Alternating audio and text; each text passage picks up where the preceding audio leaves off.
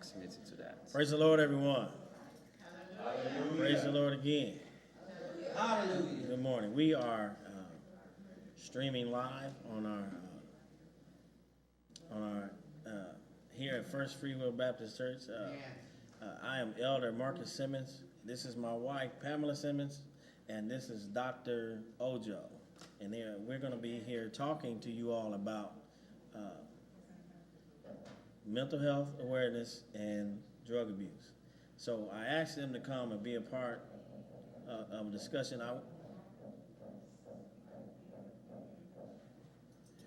To be a part of a discussion that I wanted to have with you all. I asked them to sit on a panel with me. Dr. Ojo has actually been here. He came to our family enrichment service, and he actually gave a presentation on drug and alcohol abuse and touched on a little bit about mental health. And so I wanted to get in that because they both are, to talk about drug abuse and mental health, they are both related. Now, I don't know how that all works. I brought my team of experts here to talk to you about that. Pam works for, can you tell us a little bit about what you do, and then we'll ask Dr. Ojo. I don't want to talk, I want them to tell you who they are. Good morning. I am actually a registered nurse, and I have like 9 years of experience with psychiatry. And recently I started working for Recovery Centers of America, where we do addictions medicine, inpatient for people who are suffering with alcohol abuse, drug abuse of various kinds, and we treat them medically and give them, the 12 steps to be able to go out into the world and learn how to live sober. Amen. All right, Dr. Ojo, could you tell us a little bit about what it is that you do? Good morning, everyone. My name is Wale Ojo, and I am an addiction psychiatrist. Currently, I'm at Methodist Hospital. I'm the medical director of the Addiction Psychiatric Program, and we essentially run a clinic over at Goodman Hall, and we also run an IOP at the Methodist Hospital. So I do dual diagnosis. I treat both mental illnesses of various kinds and addictions of various kinds in whatever combinations they present. Amen. Yeah, nice to be here. All right, so tell us a little bit about, you were here before, and just tell us about some of the people that you've treated, and what is there a certain one that you treat more than others, or what is the give us a little bit about your patients, a little about the ones that you treat. Yeah, so majority of my patients have a combination of both mental illness and an addiction. Okay. And one of the trivial substances we would consider would be, caffeine. That's widely used. Caffeine. Yes. Widely used in the U.S. And it's a substance you may not necessarily pay attention to, but it could affect your life. A good example would be someone who has anxiety, generalized anxiety, with the symptoms that, physical symptoms like palpitations and sweating. And if he's a very heavy caffeine user, it could be difficult to make a distinction of where the anxiety starts and where it stops and where is its excessive caffeine use. But that's just a good example of how intertwined the diagnosis of both substance use and mental health. But I see different combinations, alcohol use, both in terms of intoxication and having withdrawals, and what we would describe as alcohol use disorder, where the alcohol use is impacting the life of the patient. And usually that's what I look at. It's not just if you use a substance or whether or not you use a substance. The question is how much impact does your use of a substance have on your life? So whatever substance it is, it doesn't matter what category it is. If you're finding it difficult to meet your social responsibilities, you're finding it hard to, if you're building up tolerance, you're using more and more of the substance to get the same effect. If you're having withdrawal symptoms, so you can't stay a few hours without using the substance, or if you're spending a good deal of your time, getting the substance and, using it and recovering from it, then you're probably someone that's I would be seeing. All right. And let's talk about some of the, I was gonna say, a lot of what I see is, well, there's like 3 different categories. So I have the anxious patient who has a lot of anxiety, and so they tend to use opiates to kind of calm them down. So that's their drug of choice that they use, or alcohol, because they are so anxious they need something to calm them down. Then I have my patients who deal with depression who tend to take more stimulants, and then they get addicted to stimulants because they need something to lift them up. So they're taking, all the Adderall and things like that to try to give them life, get them going, and the caffeine. Yep. And then I have a lot of bipolar patients that do drugs just to try to deal. A lot of at least from what I've seen and since I've been at the addiction center, a lot of my bipolar patients are more IV drug users. Have you seen that? Yes. So definitely as I had said earlier on, the two categories of disorders are kind of intertwined, and the pathways in the brain are essentially the same. So if you have one, your risk of having something else is really, really high. So definitely, I've seen lots of my bipolar patients have some sort of substance use disorder at the side, and opioids is really a big concern right now. And a lot of people, they use drugs to mask what they're feeling. I just think of all the people that I get when they come through for admissions, and I'm asking them, what's your drug of choice and what made you come for treatment today? And everybody's like, I just want to stop feeling the way I feel. People, they don't understand why their brain is wired the way it is. And at least I find that in treatment, the key is to get to the core of why they're drinking. You can get somebody or doing drugs, you can get them to stop, you can detox them, you can do all that.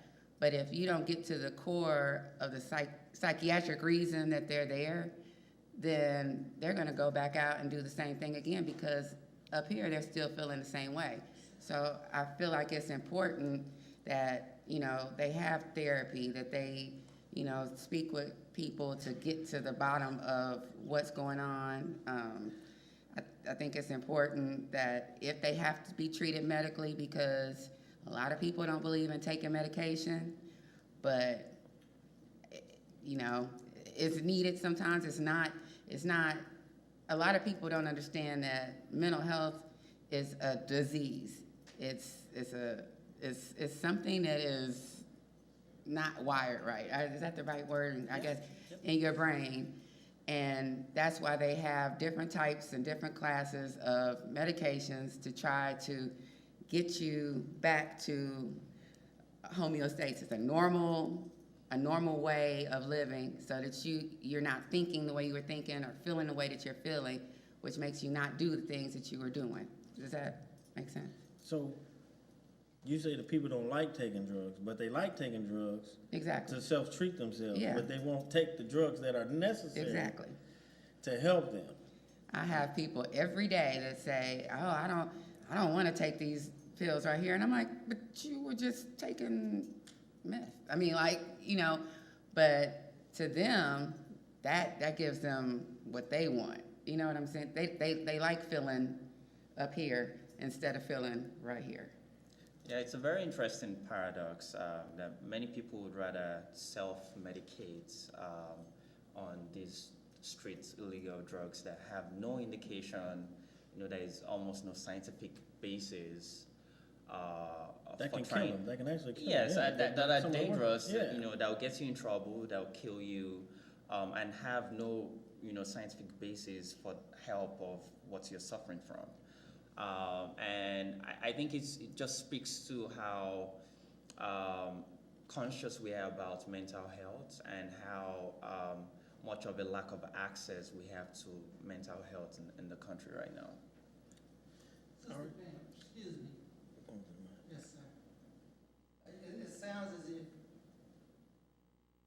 in an earlier statement you made, it was to the fact that an opioid drug couldn't be a contributor to a state of anxiety, which I thought the contrary. It is. Yeah, It no, can I'm be a saying, contributor. if you're anxious, if you're an anxious person and you take an opioid downs you. So, Is that a fact? oh For yeah, every patient. I was prescribed an opioid drug and it does quite the contrary. it makes you anxious? Very anxious. Really? Yeah. So that individual differences for sure, but I would say that in a state of withdrawal, one of the things that we look out for, withdrawal from opioids, one of the things we look out for is how much anxiety you have. Yeah. There is a scale called the COW scale Yeah. that we use to measure how badly you're withdrawing from opiates. And a big one on there is, how much anxious the patient tells you they are, And agitation. how jittery they are, Yeah. because they are moving all over the place, and the heart rate is high, and the blood pressure Sweating. is high, and they are sweating, and there's muscle aches. So yeah, it's definitely tied with some anxiety. But it's a lot of times that some medicine, I mean, that's just like a person like me. I'll take a Benadryl, I'm wide awake. Where some people will take it and they'll go right to sleep. So, I mean, you can have an adverse reaction. I mean, not, what is it? My brain just left the word, but a reverse reaction to how that medicine normally works for the average person. So, All right. Dr. Johnson, do you have a question? Ojo and Marcus. I'm the leader of Fresh Road Discovery Group. We deal with those that have issues. We don't like to say substance abuse and alcohol because for every action, there's a reaction. And for every problem, there's a reason a person went that direction. What I just gleaned from the conversation that we're having here, though, that's good. How, you can tell if a person's really geeked up and hyped up, and they come in here and they have an issue. Because what we're doing right now, we're trying to, foundationalize where we come as a total group on certain things that we say. And you should be able to look at a person and tell by their demeanor, what's really going on. If they're taking, if they're doing cocaine, wham. there you go. Okay, if they're down, if they're up and that they're up person and they're down, they're doing opioid or something like that, because we're reading this information. I appreciate you being here. I wish everybody else was here to listen to this, because this is exactly the information that we're needing to help, guide us. We don't have no official degrees like that or anything like that. I've had some classes in seminary, as a matter of fact, about a year and a half. But, as far as being, practicing with drug abuse, I'm not. But right now, we're stepping in, trying to get, a group where we can be able to discuss, some issues that individuals might have that would preclude them to using, because that's normally what happens. You got issues, you get depressed, you drink, or you don't. So what we're trying to do is be the middle person in between there. And if by chance that individual has already started, practicing with those particulars, we should be able to see it. And we really want to know what to do. So I want to thank you from the Fresh Road Discovery Group for being here. Thank you so much. Thank you so much. I really appreciate that you have taken your time to look at this population of patients, because I'll tell you right off the bat that they are the most discriminated against individuals by everyone, the general population, the healthcare system. Addiction training is the least funded. Addiction treatment sites are the least funded places. I would say, it being in the black neighborhood, there's a lot of things that are going on out here, like with these guns, how they legislated where you don't need to have license to buy, it's gonna hurt the people in the minority neighborhoods. Drugs, most of it is in the minority neighborhood. Like on the outskirts of town or the city, they're using meth like crazy, starting to filter into the neighborhood. We're studying different methods of names and stuff like that, listening to what the individuals are talking about. We're listening in here to hear things. We're watching to see things. So, like I said, we appreciate you being here to help guide us. Thank you, Nurse Pam. The one other point I was going to make is for each substance, the reaction depends on if they are in a state of intoxication or in withdrawal. So with opioids, in the intoxicated state, the individual is more sedated, calm, relaxed, down. And when they are in withdrawal, they are amped up and excited and anxious and agitated. But on the flip side, with a stimulant like cocaine or methamphetamine, you have more of the excitement during intoxication. And when the effect of the drug is worn off and they're going through the withdrawals, they are more down and depressed and sad. Yes. All right, miss, got a question? Hallelujah. I don't know if anybody really remember the 80s when the drug of choice, and I mean choice, was heroin. And the heroin epidemic got pretty rough, and they started trying to help with something else that was just as addictive. So I guess my real question is, I heard you say that you can treat people and normally it's, and if you don't take care of that, they go right back to it.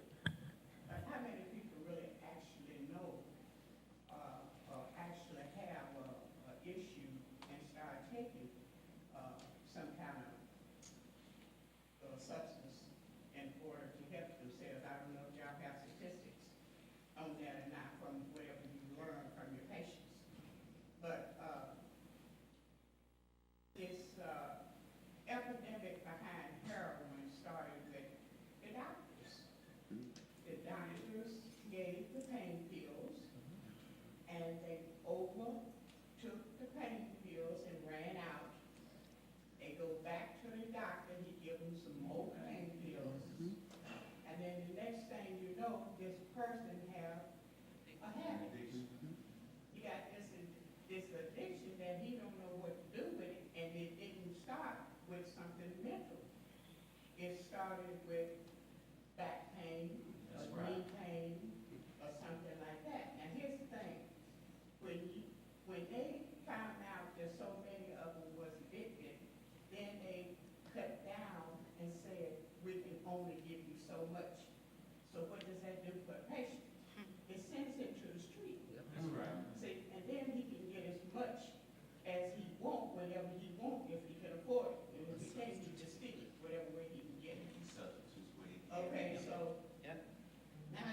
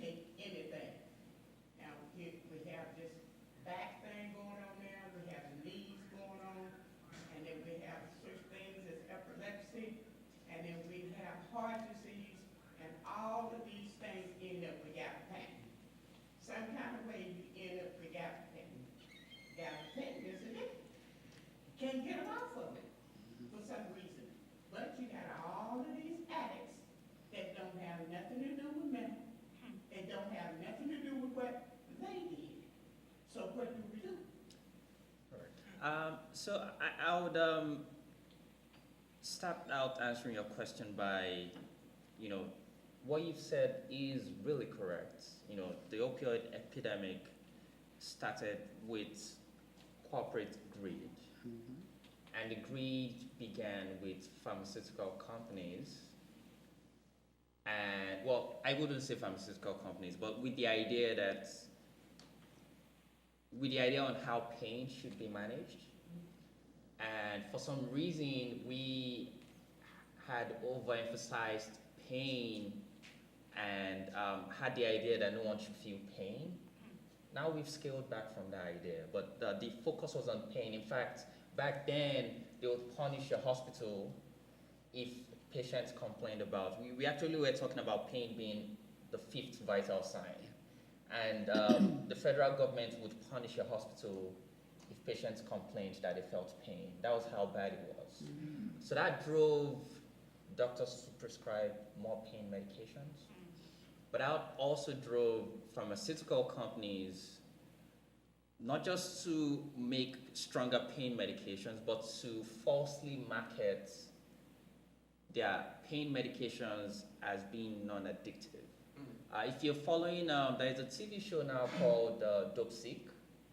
Really tells out the story like in a beautiful way of how, you know, the family started marketing OxyContin and how they told everyone that it was non-addictive, but really it was addictive, but they were coercing doctors to prescribe.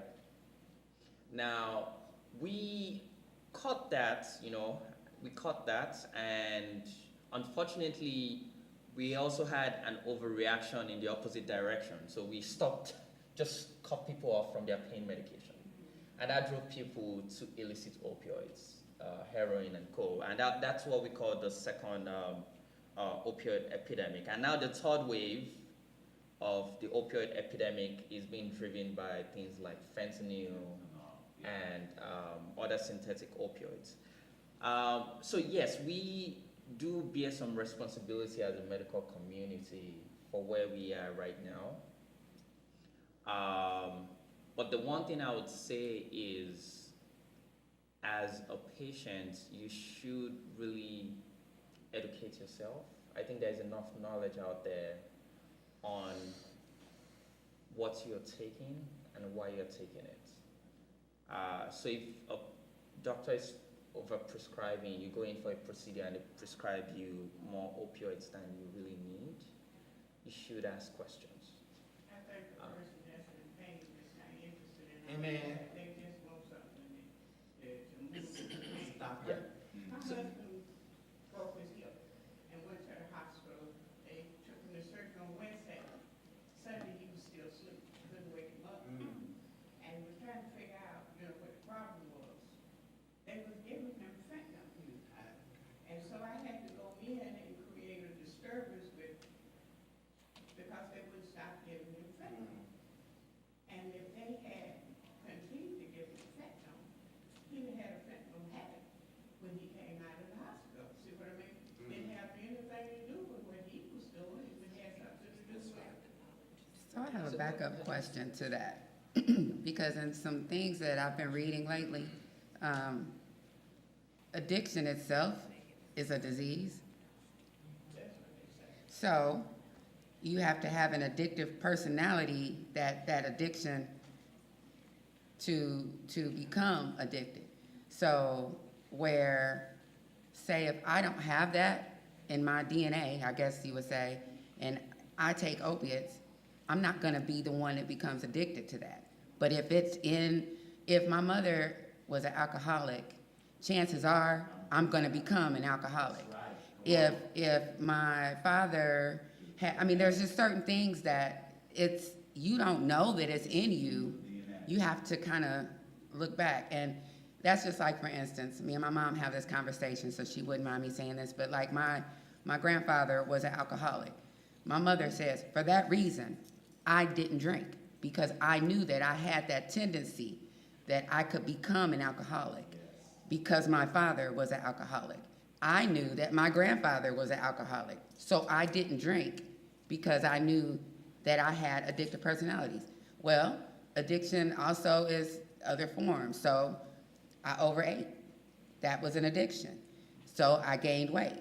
I had to do something to reverse that. So it may not manifest itself in I'm drinking, but I still have that addictive personality. So there's something in me that makes me want to crave other things. It may not be alcohol, it may not be drugs, it may be, for some people it's sexual things, some people it's food, some people it's a disease. So you have to get to the root of what makes you do that. Do you see what I'm saying? Was already on gabapentin, so Mhm. because of heart disease. So one more controlled supposedly substance added to it. Right. Then when you see a person sleeping where he's supposed to have woke up like a few hours, Yeah. and it goes on, and you continue to give him the same medication, you see, now. But that doesn't mean he would have a habit when he, You're creating something else, but fentanyl is so powerful. Yes. I don't know why I don't even know why they give the antibiotic, because it's too powerful. it is very. It really is, you shouldn't give the antibiotic. So if it's that powerful, and he already have, like I said, gabapentin is addictive. Then he has several other drugs that he was on. He had congestive heart failure. And so, with all of these things that was already taken. Yes. Fentanyl just made the whole thing much worse.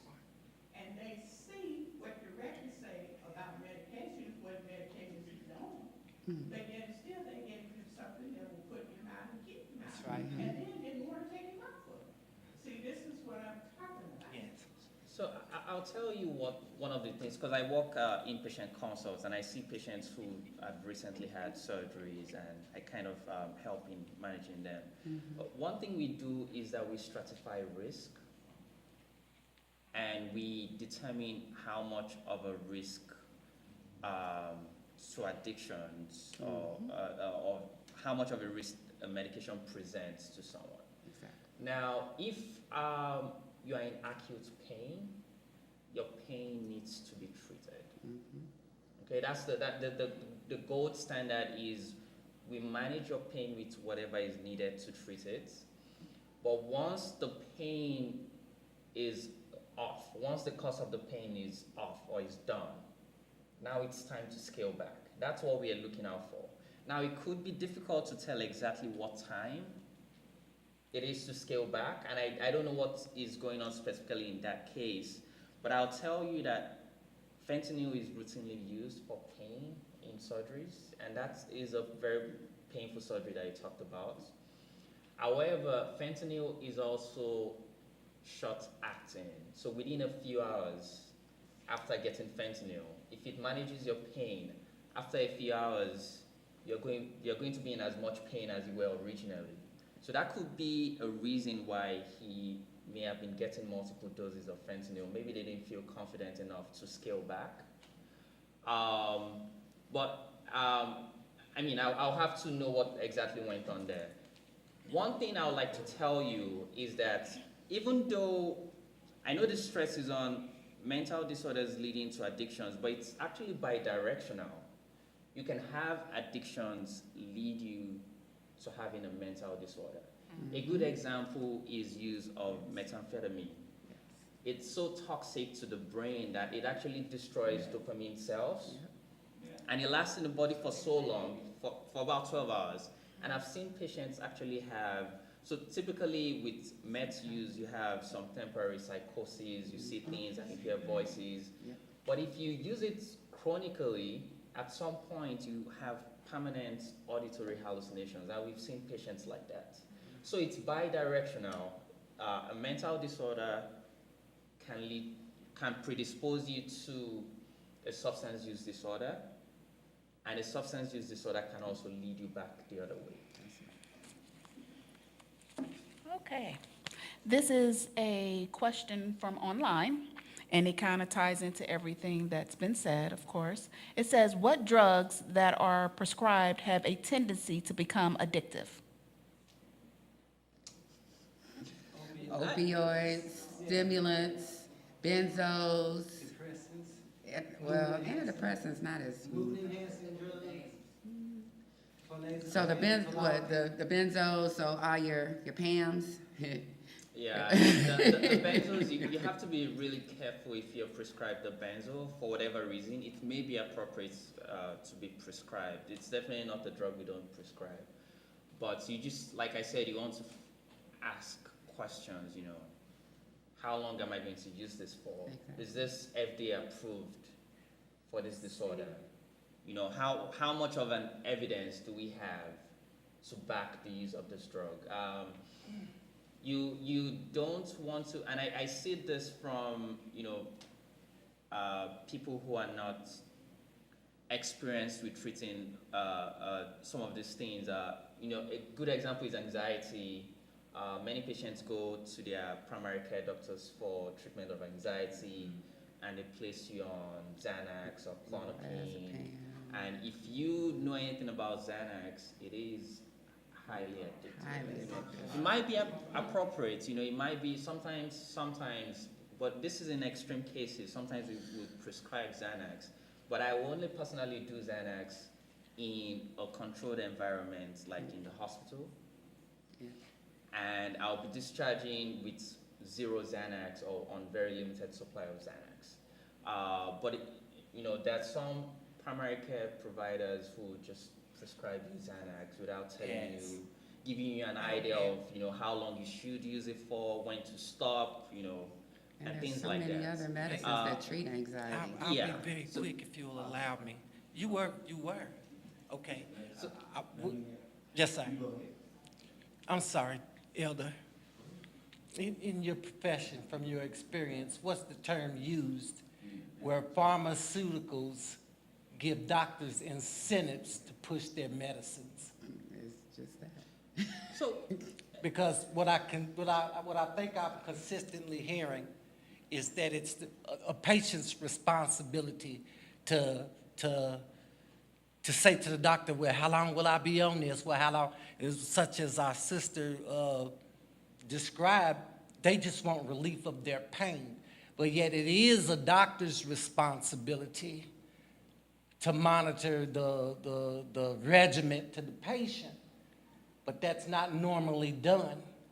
But And we're that isn't responsible for normally advocating done for because I am ourselves. aware that there are incentives that Eli Lilly and other pharmaceutical companies give doctors to push their medicines. So- Drugs, I'm sorry. there's been a clampdown on that sort of behavior, I'll tell you. Actually, even before I began my training, you can't just walk up to a doctor and ask them to prescribe your medication. And within the healthcare system that I work in, you're not allowed to get any sort of gifts from any of them. So there's a clampdown. That's not the prevailing behavior right now. In terms of the prescription and me asking you to advocate for yourself, it's definitely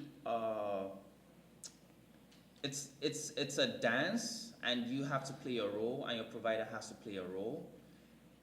By law, there are things that your providers should do to monitor your medication use, and the FDA and DEA actually keep a very close eye on who prescribes what. And I actually work with someone who regularly prosecutes medical doctors that don't follow what the standard should be. So typically, if I would prescribe a controlled substance, if I would prescribe Xanax, for example, I have to have a DEA number, of course, but I have to put in a secure code that will be verified by the pharmacy also, and they have to report to a monitoring website that is run by the DEA. And what we do, actually before I send in my prescription, I'll look at the website, I'll look at the last prescription, I'll look at how many was prescribed, I'll look at who prescribed it, and there's so many information I could gather from just looking at the website, you know, how many prescribers, is this a patient who has gone from doctor to doctor to doctor, is this a patient who, you know, has not been trusted enough to have more than 7 days worth of their medication. So there's so many data I could analyze before I decide to put in my prescription. In Indiana, we call the website Inspect. So we check the Inspect, we take a look, gather the information, analyze it, make sure you're not overlapping scripts. So if a patient should run out, on the 15th, make sure that your next prescription does not start before the 15th. So these are things that were put in place based on the first and the second opioid wave of the opioid epidemic that we had. Those were the things that the federal government had put in place. And different healthcare institutions also kind of have their own little things that you have to do to be sure that people are not over-prescribing. The pharmacists also have a role, in this. They would definitely not prescribe, most pharmacies will not prescribe overlapping scripts of a controlled substance.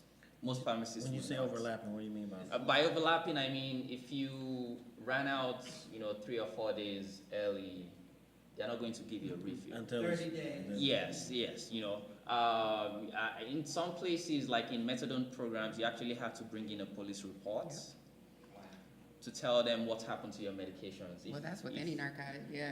Yeah, control med. Now, after prescribing, there are also other things that we do in terms of monitoring. A good example for my clinic would be You're talking about doctors, how the doctors. yes, doctors. Random urine drug screens, where I would analyze the sample to see if the patient is actually taking the medication I prescribed, or if they're taking other medications that I did not prescribe. And this is important, sometimes medications could cross-react. If you were prescribing a benzo and the patient was using an opioid, you could have an overdose. So I'm interested in the medication I'm prescribing, but I'm also interested in the other medications that the patient may be taking that would interfere with the medication I'm prescribing. So, I know there are bad actors out there, but I think for the most part, most doctors are doing the right thing, or at least are trying. So let me ask you something. You mentioned the side for the doctors where they're prescribing, they're kind of policing themselves, I guess. Yep. Tell me how that works. If let's say I'm a doctor and I'm prescribing too many medicines, what are the pharmacies doing, and how are they? If I'm prescribing too many too much oxy for a certain patient, how are they alerted from the pharmacy or you said the DEA is involved in it, man? Yeah. DEA. The pharmacy will call the doctor's office if Dr. Ojo wrote a script for something and another doctor had just given that patient a script similar or something that will interact, the pharmacy will call and say, hey, Dr. Ojo just wrote this script, but this patient just picked this script up on such and such a date or whatever, and do you want him to continue to keep the script or not? And then at that point, the nurse or whatever would go and talk to him and say, did you see this? Or the pharmacy called and said, this patient is being prescribed this med by somebody else. Oh, okay. And can I say one quick thing? As a nurse, James, this was kind of for you. In answer to what you were saying, nurses are responsible for giving patient education. So, if you ever question, and that's anybody, if you ever question, and this isn't a knock towards a doctor, but I have patients call me all the time because a doctor might prescribe them something that they're not comfortable with or they're not knowledgeable with. So it's the nurse's job to make sure that that patient is comfortable. And if you don't know, then they need to give you the information about that medication, tell you about it, and you have the right to say no.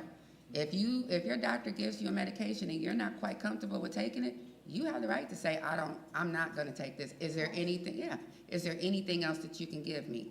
And I know, like with a lot of the benzodiazepine, the Xanax and the Ativan and those things, they can be addictive.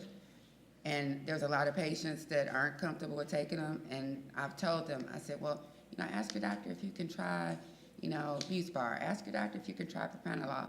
Ask her, something on another line that's a regular medication, but not something that's addictive, that they can try that can, and a lot of times that helps. Those other medicines, like the beta blockers, they're used for blood pressure, but they also can help with your anxiety and take your anxiety down a whole lot to where you're feeling better. You just have to monitor your blood pressure if you have issues. But, it's things like that that is my responsibility as a nurse or your nurse at your doctor's office to educate you on. So, That level of integrity doesn't always exist. yeah, see, that's a problem.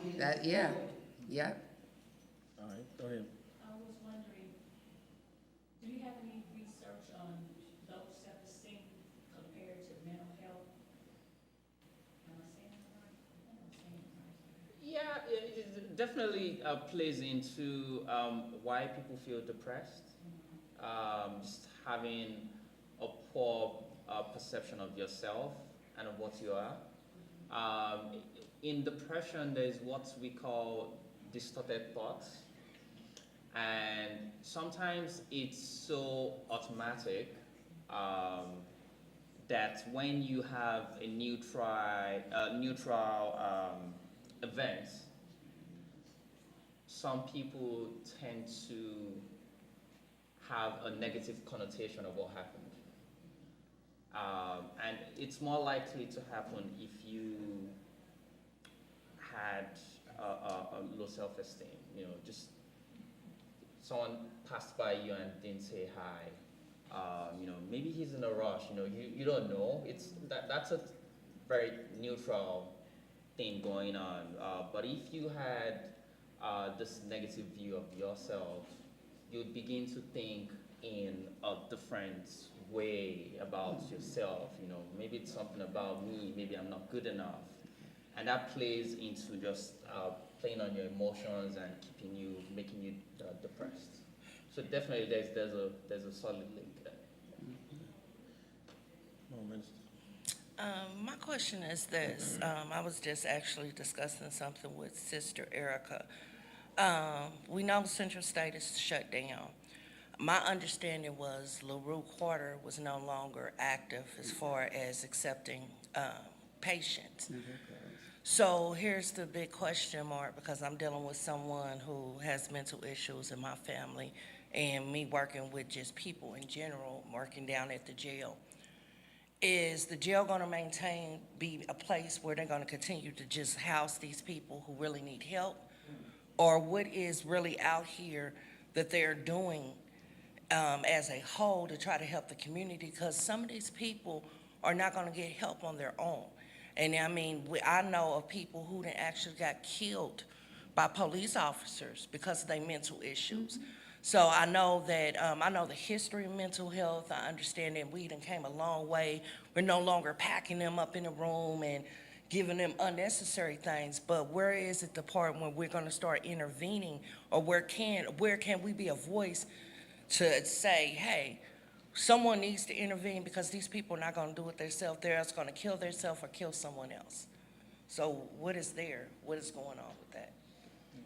I was gonna say, they have several state hospitals, but and it's sad, but just know when I keep saying I keep reading stuff, it's because I'm in school now, so I have to do a lot of studying, but I was reading just recently that they consider the justice system the biggest mental health institution, because the majority of the people who are in jail are people who have mental health issues.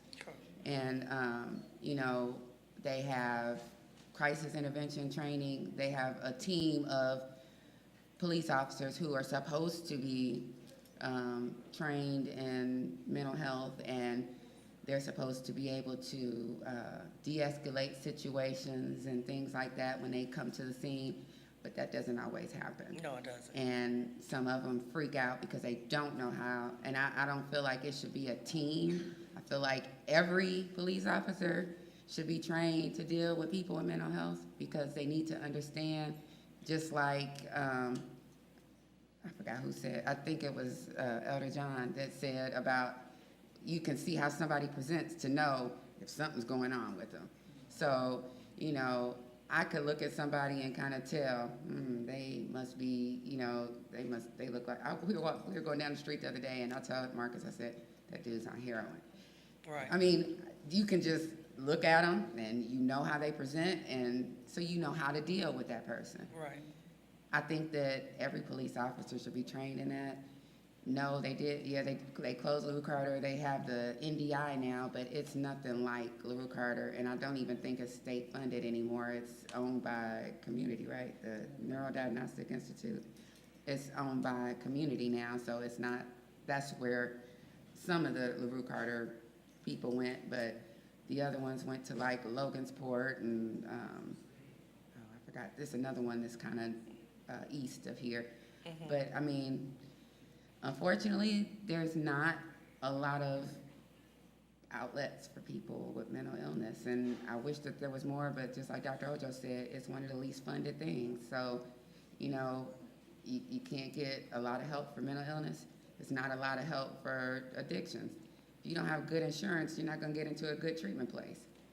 I mean, it just is what it is, and it's unfortunate. Thank you. The United States has 5% of the world's population, but we also have 25% of the population in terms of people in prison. And the disparity in terms of those numbers is for nonviolent crimes. Yeah. Usually people with mental disorders and people who are incarcerated for a substance use disorder or crimes related to substance use.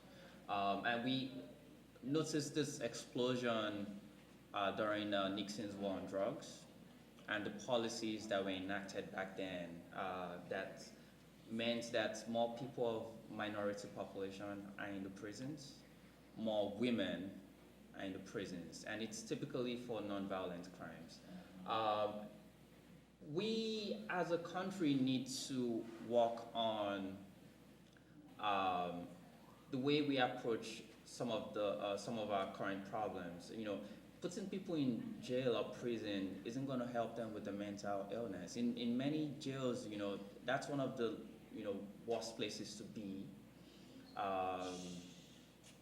Unfortunately, what we had done was we had institutionalized many of the places that we had. You know, the state hospitals are getting less funded. The idea was to move people into the community in the 70s and the 80s, but we had not created enough resources in the community.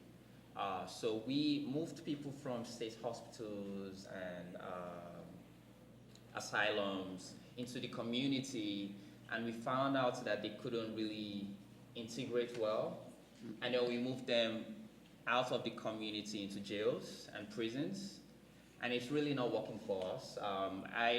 And we would continue to advocate for more funding and more resources, but I agree with you, it's a very difficult situation to be in right now. I have a question about why are you having this particular meeting on this particular subject from the church? And that's just part of the question. Is it to educate us? Is it to educate the people that watch it on the stream? Are you gonna get in trouble for what you're saying? You know you could. Are you gonna take it on the road so or other people can ask questions? That's really the best part of it, is to be able to ask questions and to be able to allow the society to think about how we feel about it and what can be done about it. So the more publicity on it would mean more people would be more aware of the things, true enough. But are the people that's in charge is going to get this and try to make a difference? That's Well, I can speak to that. for me, I feel like everybody should be informed. I was gonna even make the statement, you know, in our day-to-day life, we might encounter somebody who is OD'd out on the street. I think it's important for people to carry Narcan on them. We have Narcan in the church Yeah. now, there's four stations of Narcan. And I think that everybody in the church should know that. If somebody comes in, if people don't know, right outside the jails, they have little vending things where you can go get free Narcan. You can go to the health department, get free Narcan. All you have to do is administer it nasal. I mean, I have two of them on me at all times. yes, and it's important. You can carry it in the glove compartment of your car. It's important.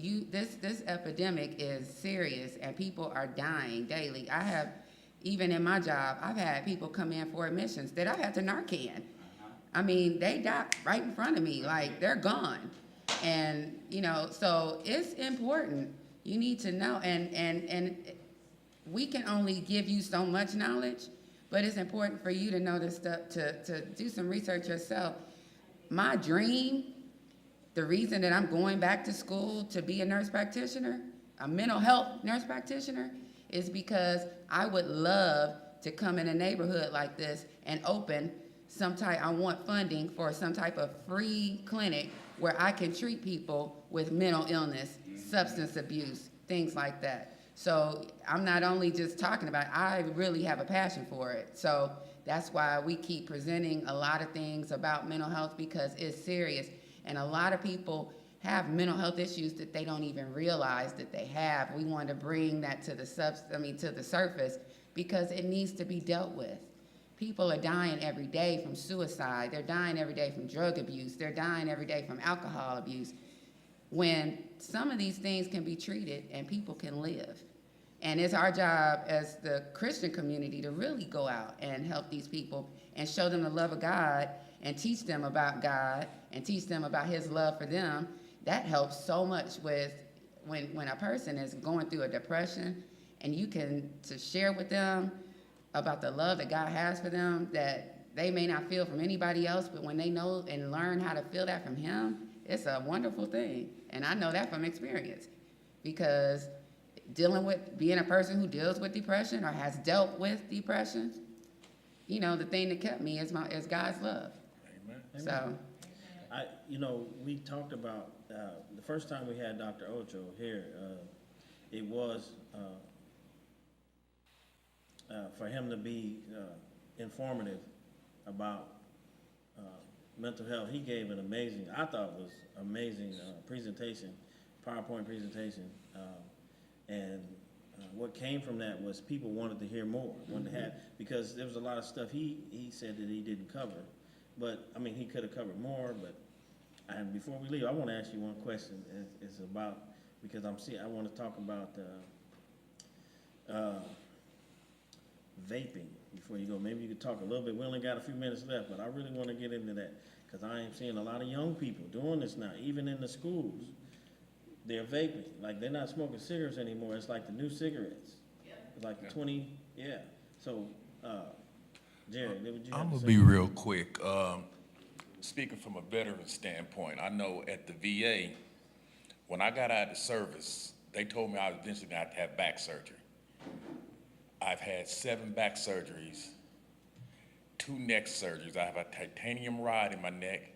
My spinal cord's been fused. I have cement in my back, and they won't give me Vicodin anymore, period. If you don't get it during surgery and when you're in there in recovery, you're not getting it. And they constantly ask me what's my pain level. Mm-hmm. Well, I'm gonna stand and tell you, on an everyday basis, it don't get no lower than a 7. I've just learned how to deal with it. That's why they let me out of the military. I was no longer cleared to jump. My skill level was still good, but I couldn't jump. So since I couldn't jump, I couldn't go on missions. So they didn't need me anymore. So they medically retired me at the age of 32 and put on my DD-214 that I could not work. I was not fit to work.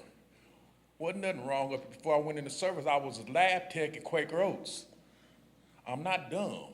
Mm-hmm. But I just want to let people know that Vicodin and stuff, I mean, I had bottles of that around my house. I wasn't even taking them. You know, so the opioid thing is real, and this, what they doing to me, is great. This needs to be discussed in a forum, because some of us can take it out there and talk to other people about it, so keep bringing it. Thank you. Okay, I got two different questions, two different thoughts. Okay, pharmaceutical grade fentanyl, street grade fentanyl. Okay, what's out here that is it the pharmaceutical grade, or is it that grade that they're talking about where 750,000 people died last year? Which grade are we dealing with out here?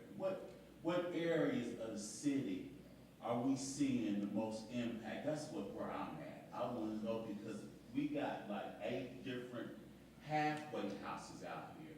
Mental illness is permeating through those halfway houses. Like, I'm with you, like 40 going north. We had people coming in our church right here today that are suffering from mental illness. We don't know what type of narcotic, opioid, fentanyl, heroin, or whatever it is that they own, where they can come in here and put feet. We're dealing with issues, and where I'm at, I want to know, what do we need to focus on in our area, in this neighborhood? Because like with the halfway houses, we got one guy that comes in here, he slobbers at the mouth. I know he's on something. I don't know what it is. Okay, we got people come in here and you can just tell. I mean, I used to use many years ago now. So I haven't forgotten the tendencies, the things that allude to them using. And I can see this. I sit right there. We sit right here. So we see, I'm sorry. I wanted to ask those questions because I got a lot of questions. Please come back. In terms of the fentanyl, I think it's very hard to tell, but I'll say most of the fentanyl is probably imported from other countries. And the reason I say that is Mexico. the reason it's Studies said Mexico is the mass producer of fentanyl and being sent over to the United States by boatloads, truckloads. so it's the peculiar thing with fentanyl is that it's more potent than almost any other opioid. So you need just a tiny amount of it to get the same effect. Put it in the marijuana. Yeah, so it makes Put it it in the heroin. yeah. This is what we're studying, and we need to know about this. It makes it very easy to smuggle, and that's why we've had to shift from traditional opioids to fentanyl. Now, one of the other things that is going on is, because it's so potent, and as a drug dealer, if you had a measuring scale and you measured your fentanyl and you scraped it off the scale, and now you measure cocaine or meth, whatever, there's probably still a few grains of fentanyl left in there. Top of the needle cap is enough to kill a person. Yeah, if you are opioid naive. So if you are someone who isn't used to taking fentanyl, that's enough to cause an overdose. Need you to come back. I just have a really quick question, because it seems like there are a lot of people that are interested in mental health. So are there any entry-level positions or limited knowledge, education for anybody to come and participate and learn more about mental health and work with you all and the patients one-on-one? It really isn't, but that I'm aware of. But I mean, there's like, if you wanted to learn more information, I know like NAMI, I don't totally stand for everything that they do. No, we're offline now, so I can say that. But they have like a faith net group that you do learn a lot of information, and they do use the Christian base with it, but they teach you a lot about